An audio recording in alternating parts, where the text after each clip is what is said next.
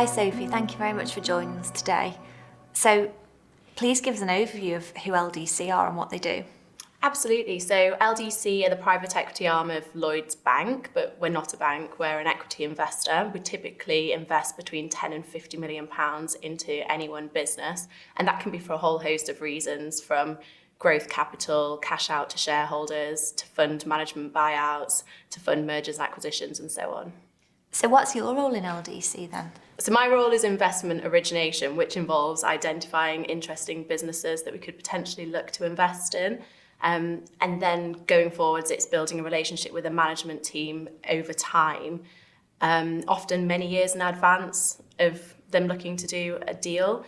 A big part of my role as I see it is to educate people about what not only LDC is and how we partner with businesses, but also what private equity is more generally. I think it's there's a bit of kind of a mystery around it. A lot of people hear the term thrown around but don't actually know what private equity is.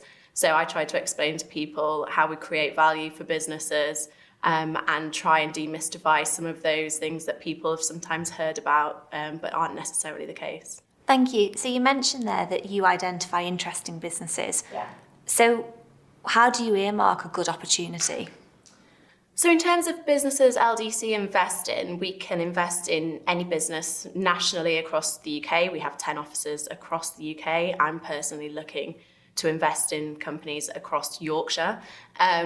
We invest in all sectors, but what makes a really good business for us is it's about the people as number one. So essentially we're backing a management team rather than the business itself, and we're relying on them and supporting them to deliver on their own plan.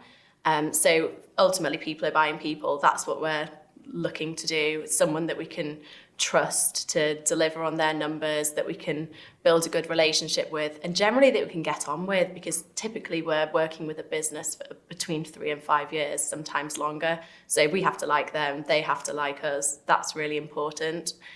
I think something else that makes a good private equity investment opportunity or an LDC investment opportunity is having that financial rigor. So we're investing in established businesses. It's about being able to look at the track record of a business over the last few years, see that they've delivered on growth, typically year on year. I mean, of course, every business has some bumps in the road, but it's about being able to explain those. And then understanding their well thought through plan about what the business might look like going forwards over the next few years.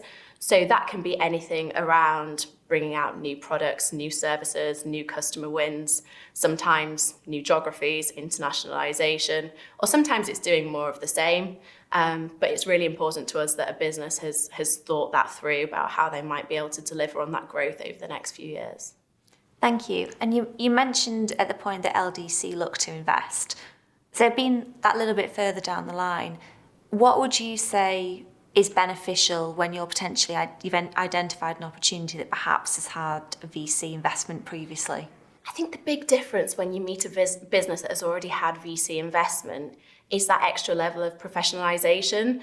And that's not to say that a business that hasn't had investment previously isn't professional in any way, but it's things around that extra level of management information, quality of reporting. Often there's a little bit more thought around the management team. So having built out some form of team around a founder, CEO, or sometimes even just identifying where the gaps are. So the business might be too early to have a full management team. Don't necessarily need to have a CFO, COO, for example, but just be able to understand that might be the next part of their journey. The other thing for us is where a business has had VC investment, typically the profile is raised a little bit. So with kind of publicity, comms, you tend to come across those businesses a little bit more frequently. So I would say that if a business has had VC investment, they might get more private equity interest or approaches just because they've got a higher profile. And then the other benefit I see of having VC is they would typically help that business and that management team with that next stage of fundraising. So they're not going through that process alone, because a VC investor will have been through this hundreds, thousands of times. So to be able to help the management team think through and pre-qualify who that next investor might be would be a huge benefit to them. Thank you. And so my final question then is, what piece of advice would you give to a founder who is potentially looking at investment? There's a few things. To my point earlier, I think people really buy people. So it's important to find an investor who you think you can get on with, who you think you can learn from, who you think you could have a good time with, either around the board table or outside of the boardroom. I think that's number one for me. I think you also need to take a step back and think what's most important to you, particularly if you have offers on the table from a few different investors.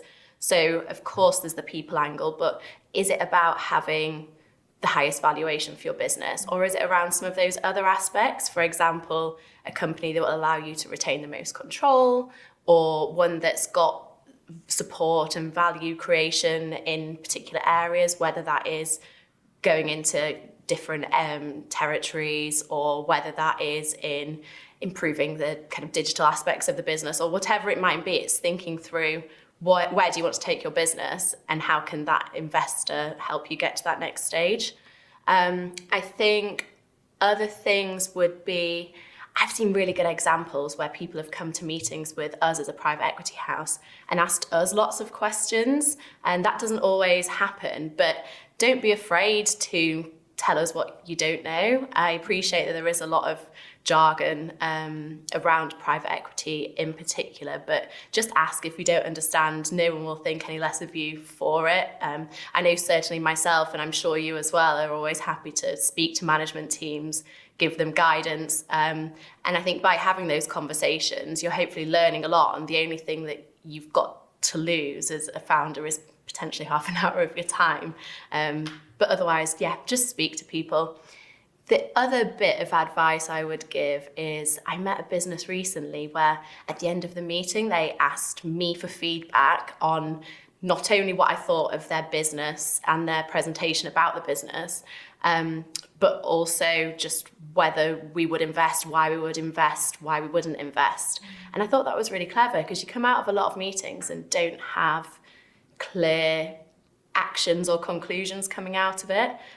So I would just say, ask, meet people, speak to people, get as much advice as you can, and people are always happy to help. Yeah. That's been so insightful. Thank you very much for joining us, Sophie. Thank you. No, thank you for having me.